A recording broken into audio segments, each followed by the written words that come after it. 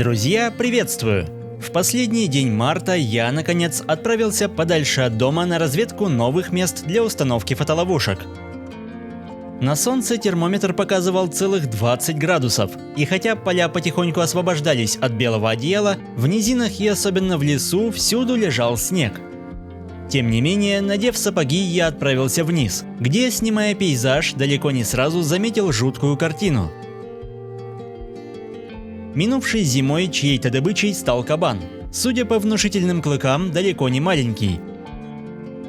О волках в этих местах я не слышал, а бродячие собаки вряд ли стали бы связываться со столь опасным зверем, если только он не был больным или ослабленным. Неподалеку были и старые тропы, по которым перемещались хищники. На всякий случай оставил здесь одну из ловушек.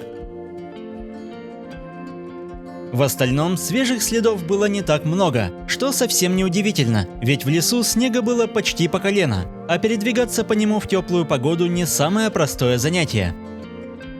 Хотя в целом место показалось мне многообещающим. Здесь было все, что нужно животным: разнообразный ландшафт, смешанный лес и наличие ручья, который уже пробивался на свободу. На южных склонах снег исчез даже в низинах, и здесь в солнечных лучах грелись первые хладнокровные животные. Вдоволь побродив по лесу и установив камеры, я отправился домой. Планирую вернуться сюда через месяц, когда от снега уже не останется и следа. Ну а пока камеры трудятся в ожидании новых кадров, пора вернуться в ближайший к дому лес, где еще остались фотоловушки.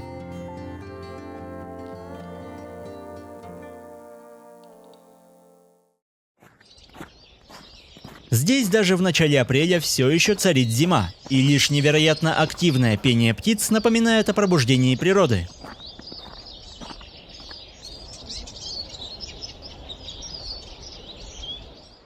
Сильные ветра в это время не редкость, и на открытых местах они заметно помогают в таянии снега. Верхушки деревьев ходят ходуном, но внизу все спокойно, поэтому, свернув с дороги, неспешно пробираюсь по старым следам. Снега здесь еще столько, что можно начерпать полные сапоги, но местами на освещенных солнцем участках уже вовсю кипит жизнь.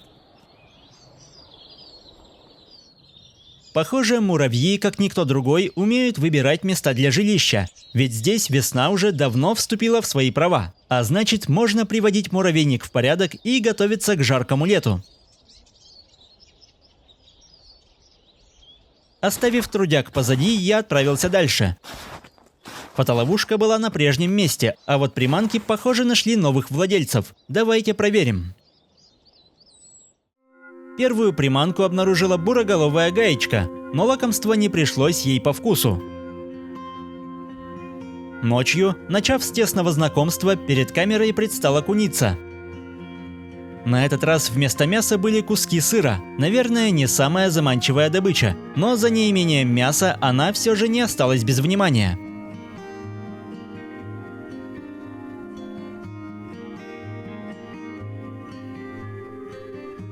А вот для грызуна это куда более заманчивое угощение, поэтому уже скоро кусок отправился в путешествие вместе с предприимчивой полевкой.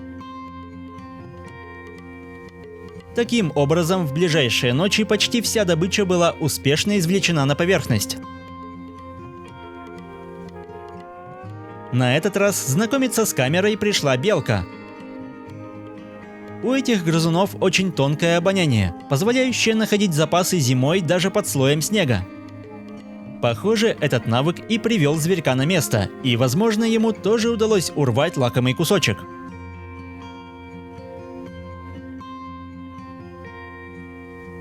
Весной и мышевидные грызуны не стесняются появляться при свете дня, но все же ночью их активность в разы выше.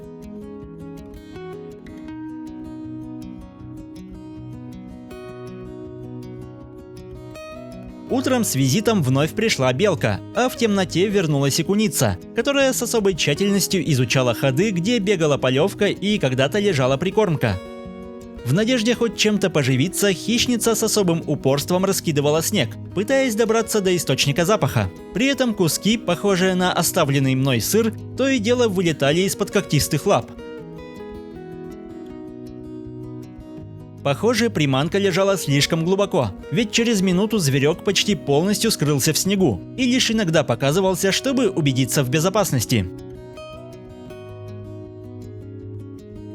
Как выяснилось, источником аромата был все тот же сыр, который с аппетитом, но без лишней спешки поглощался на месте.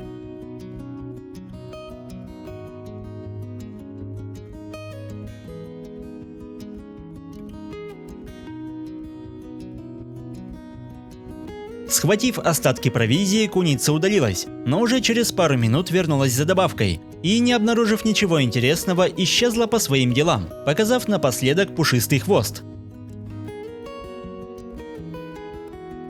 Утром прилетела целая стайка снегирей, а после привычной деятельностью занималась полевка, которая была бдительна как никогда. С очередной разведкой прибежала куница. Не учуяв ничего свежего, она на всякий случай оставила метку прямо в раскопанной ранее яме. Демонстрируя брачное одеяние, разгуливал рябчик. За ним, успевая подкрепиться на ходу, следовала и самка, а 3 часа спустя вернулся и я. Но поблизости была еще одна фотоловушка, поэтому после беглого осмотра я направился к ней. Эту камеру я установил недалеко от лисьей норы, прямо напротив недавнего места отдыха и трапезы. Но вместо лисы заснеженный пенек привлек внимание синицы, которая нашла шерсть хищницы отличным материалом для строительства гнезда. Эти птицы выводят потомство дважды за сезон, поэтому медлить нельзя, ведь желающих получить теплый мех может быть слишком много.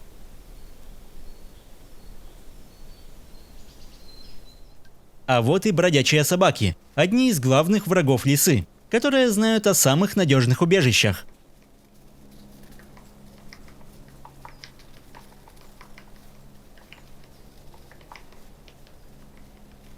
Глубокой ночью пробежал заяц, а следом появился еще один, который, похоже, знакомился с запахом своего злейшего врага.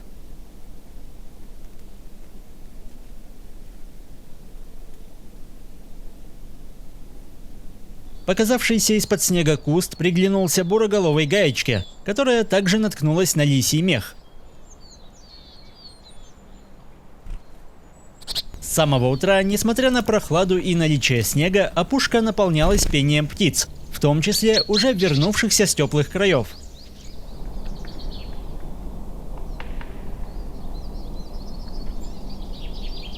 Где-то поблизости с узнаваемой песней отчетливо слышен зяблик, а вот синица будет фотоловушку маленьким, но острым клювом, чтобы зрители услышали протяжный крик черного коршуна, который появляется в этих местах уже в конце марта.